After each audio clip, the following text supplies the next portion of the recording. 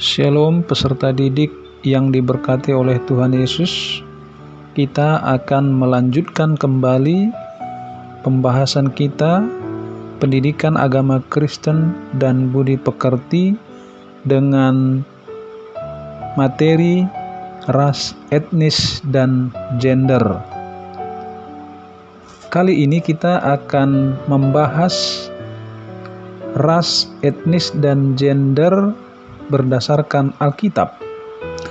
Dalam Roma pasal 10 ayat 12, Rasul Paulus menulis, "Sebab tidak ada perbedaan antara orang Yahudi dan Yunani, karena Allah yang satu itu adalah Tuhan dari semua orang, kaya bagi semua orang yang berseru kepadanya."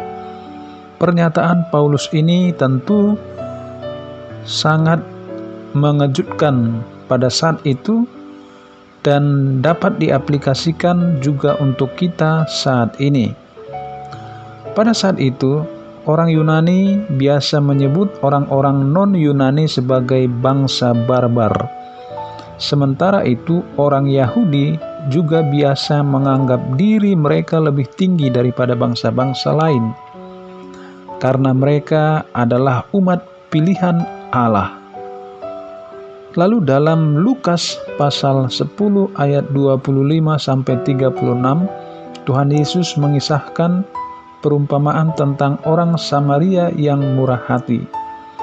Dalam perumpamaan tersebut, para pendengarnya dikejutkan oleh kisah Yesus yang menjadikan seorang Samaria sebagai pahlawan, padahal orang Samaria tersebut tidak bergaul dengan orang Yahudi karena mereka dianggap najis. Nah, mengapa Paulus dan Yesus memberikan pengajaran demikian?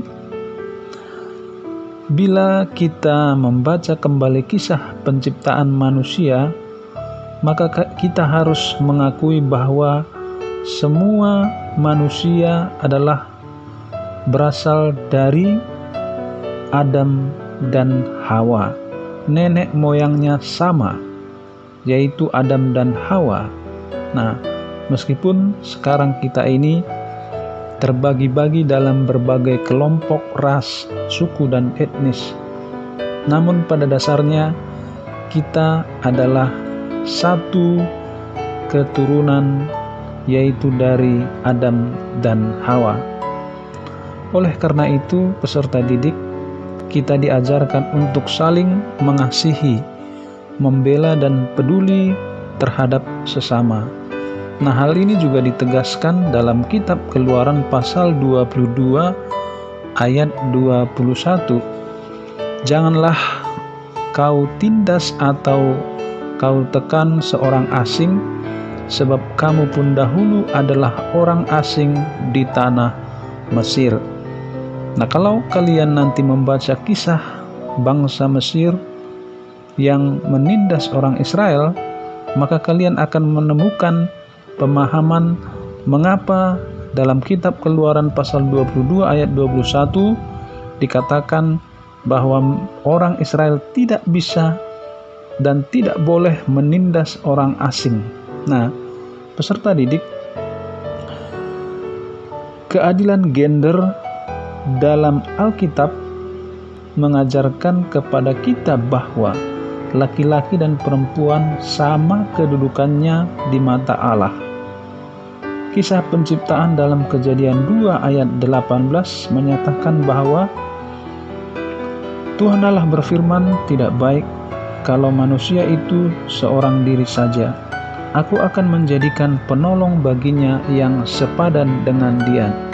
Dalam kisah ini digambarkan bagaimana Allah memutuskan untuk menciptakan Hawa.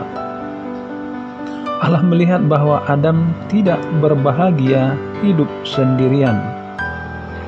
Binatang-binatang yang Tuhan ciptakan pun tidak membuat Adam bahagia. Nah, ia membutuhkan penolong yang sepadan dengannya, serta memiliki kesetaraan. Peserta didik,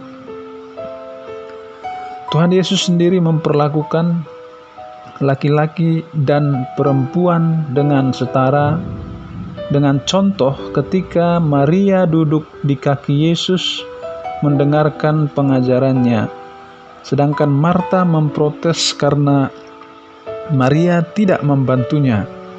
Nah, Tuhan Yesus mengatakan, Maria telah memilih bagian yang terbaik yang tidak akan diambil daripadanya. Yesus tidak melarang perempuan untuk mendengarkan dan belajar tentang firman Tuhan. Bahkan Yesus juga tidak melarang perempuan menjadi pelayan Tuhan. Sesuatu yang sangat ditabukan bagi perempuan pada masa itu. Karena yang paling utama adalah laki-laki harus di depan sedangkan perempuan di belakang. Yohanes 8 ayat 1-11, orang-orang Yahudi membawa seorang perempuan yang kedapatan berzina.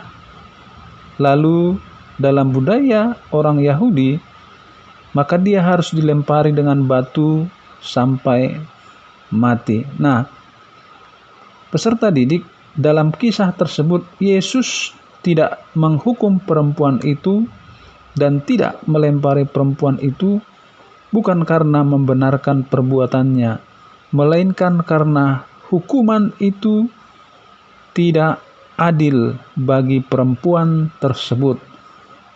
Nah, Yesus datang ke dunia ini tidak membeda-bedakan antara laki-laki dan perempuan. Oleh karena itu, peserta didik, jika kalian dalam kehidupan sehari-hari, maka kalian harus menghargai dan menghormati orang yang berbeda suku, ras, golongan, agama, dan siapapun juga.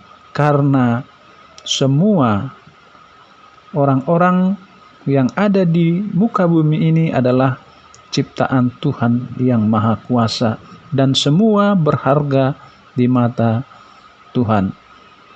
Nah, sekarang ini masih kita temukan terjadi diskriminasi gender dan berlangsung di kehidupan kita, baik di kota maupun di pedesaan, bahkan di pelosok. Demikian juga di kalangan gereja yang kita miliki masih terjadi diskriminasi terhadap gender atau orang-orang yang berbeda dengan kita. Nah, oleh karena itu, peserta didik, kita harus belajar untuk menerima orang-orang yang berbeda dengan kita. Belajar untuk menghargai orang lain, belajar untuk menghargai pendapat orang lain, dan tidak langsung menghakimi jika tidak sepaham dengan kita.